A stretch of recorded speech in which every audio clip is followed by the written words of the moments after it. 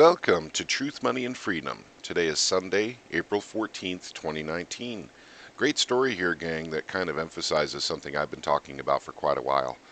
Shrinking middle class leaves no room for millennials.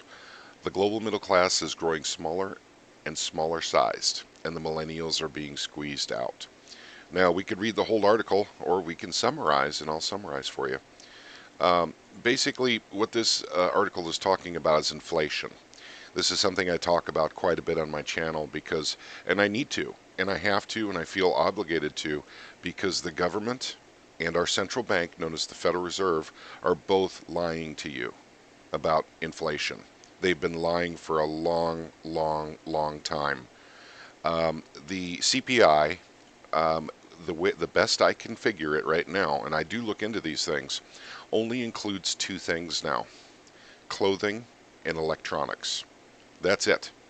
That's all that the government uses at this point to actually report inflation numbers to you. What they're leaving out is housing, gasoline, groceries, pharmaceutical, medicine, and education. These by far have outstripped the quote unquote 2% inflation by a long shot. Something John Williams at shadowstats.com talks about, and is probably the corner piece of his entire site, is that inflation is about 10%. And it has been for at least 3 to 4 years. Um, Guys, I mean, I don't want to kick the dead horse on this one, but it's really, really important that you understand the reason the middle class is dying is because of inflation.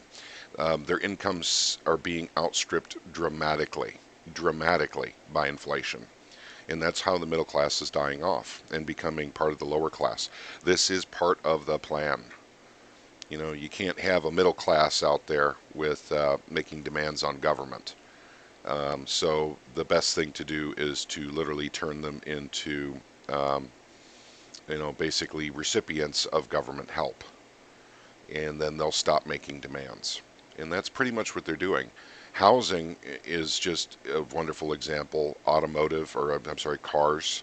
The auto industry is another great example. Medical bills, that's another one. The middle class is being killed by these costs. It's literally taking away everything from them. And it does, remember I talked about there's two ways the government can take your money from you: direct taxation or inflation. And when taxes are lower, artificially low, they simply print more money because they don't have enough money through taxes to make ends meet. Therefore, they print new money at the Federal Reserve, give it to the government, which gets spent into the economy to pay the bills. So that increases the debt, and that, of course, increases inflation. So your government's going to get it from you one way or the other. And in the end, they'll get it through taxation again anyway. Guys, this is not good. This is absolutely not good. The middle class is so important to our society, and they're being killed off before our very eyes. We can, discuss and debate, different, um, minutia over what's happening to the middle class, but this is the big picture: inflation. And it's the silent tax, or the invisible tax. It's an insidious tax, and it is there. And once again, if you try to talk to a representative or a senator about these things, they'll claim ignorance. They'll say, well, I just don't understand that. Of course they understand. They just don't care about you. They don't want you calling their office. And that's just the truth about these guys.